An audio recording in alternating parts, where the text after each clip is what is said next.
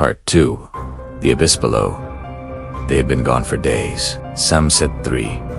Some said 4. Since their boat had limped into the hazy dawn light, dragging with it the stench of brine and blood, the survivors of Grey Harbor's nightmare returned home, forever shaken by the things they had seen and felt. Not just the tentacles, the insatiable hunger, or the crushing weight of the unknown, but most of all, the face of their killer, an alien countenance that seemed to mock the very notion of comprehension. Jonas wasn't sure how many hours he spent at sea. Time blurred together out there, just like the horizon. All he knew was the guilt and horror festered inside him, turning his insides to rot.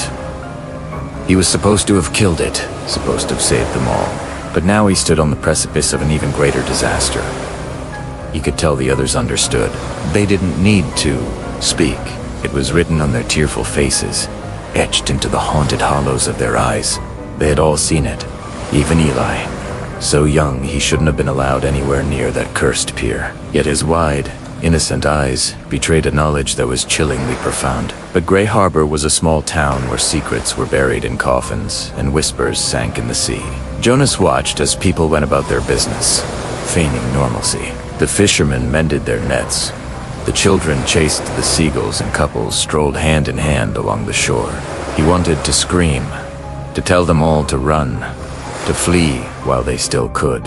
Because what happened out there was only the beginning, and he knew it because he felt it in the depths of his soul. Something monstrous stirred below, something vast and ancient, awakening from its slumber. After a few days, Grey Harbor began to turn against them. How can you fight an enemy you can't see? Whispers turned to accusations. Speculation turned to blame.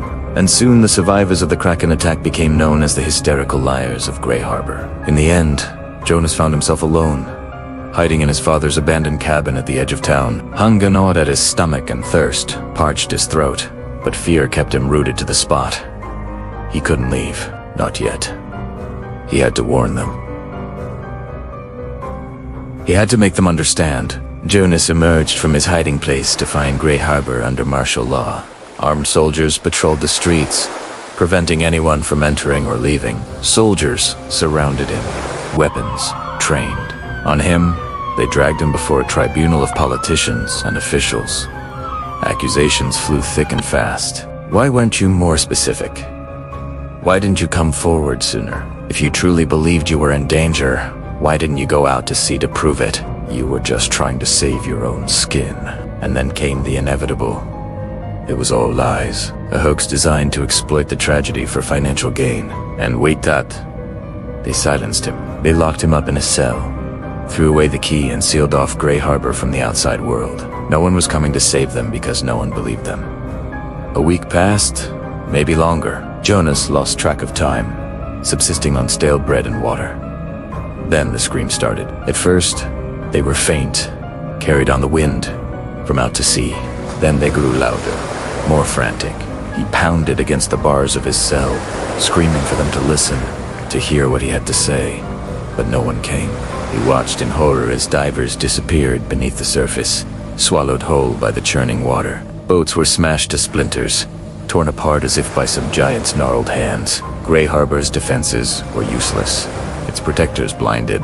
Then one night, Jonas heard it. Through the bars of his cell, he heard something calling, something vast and terrible, rising from the depths of the ocean. He stumbled to his feet, heart pounding in his chest. Whatever it was close now, closer than ever before. As the moon hung low in the sky, casting long shadows across the harbor, Jonas saw it. A shape rose from the water, dark and imposing against the silver light. Fear gripped him, paralyzing his muscles, stealing his breath. Suddenly, the cell door burst open. Jonas didn't hesitate. He ran, crashing through the undergrowth, stumbling over fallen trees.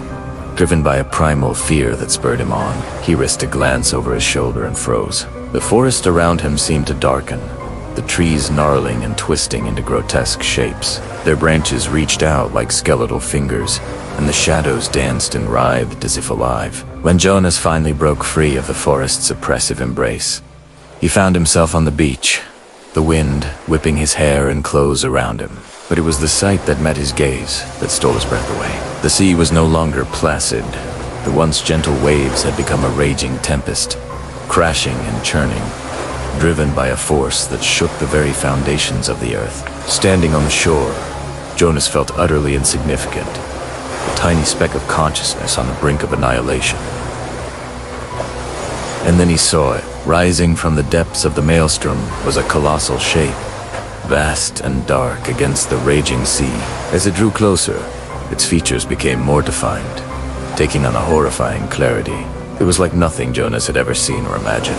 Its head was massive, adorned with what looked like barnacles and seaweed, obscuring its features. From its mouth, which gaped open, revealing rows upon rows of razor-sharp teeth, flowed a torrent of bubbles, giving the impression of a grotesque parody of a waterfall. Its eyes, like black pits of infinite depth, stared sightlessly ahead, devoid of any discernible features. The creature moved with an uncanny grace, its massive limbs churning the water into a frenzy, propelling it forward with terrifying speed. And as it approached the shore, Jonas saw more of these hideous creatures, emerging from the depths, drawn by some invisible summons. Their forms twisted and grotesque, their eyes vacant and soulless. They surged toward the helpless humans gathered on the shore. Terror lent Jonas speed. He ran, stumbling over rocks and seaweed, desperate to escape the impending doom. The ground trembled beneath the creature's tread, and the air grew heavy with the stench of brine and decay. Jonas looked back, his heart sinking into his stomach. There was no escape. Grey Harbor was doomed.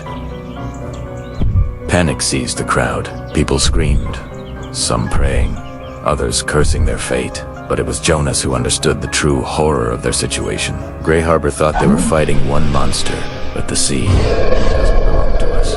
It belongs to them.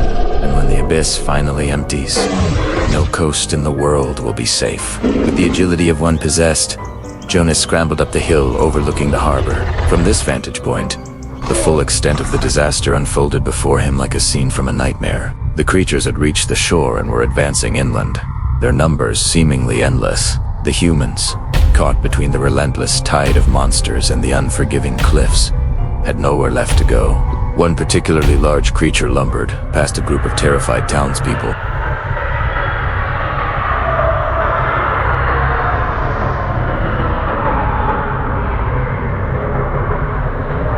The sound was like nothing he had ever heard. A cacophony of shrieks and growls that seemed to rend the very fabric of reality. Fear, cold and paralyzing, gripped Jonas, turning his blood to ice. He knew there was no escape. The horde of creatures was too vast, too relentless. Grey Harbor was doomed, and as the last rays of daylight faded into the inky blackness of night, Jonas watched in horror as the creatures closed in on their prey. Their eyes, like burning embers in the darkness, gleamed with a terrifying hunger. This has been Tales from the Dark Room, and some horrors are too vast to kill.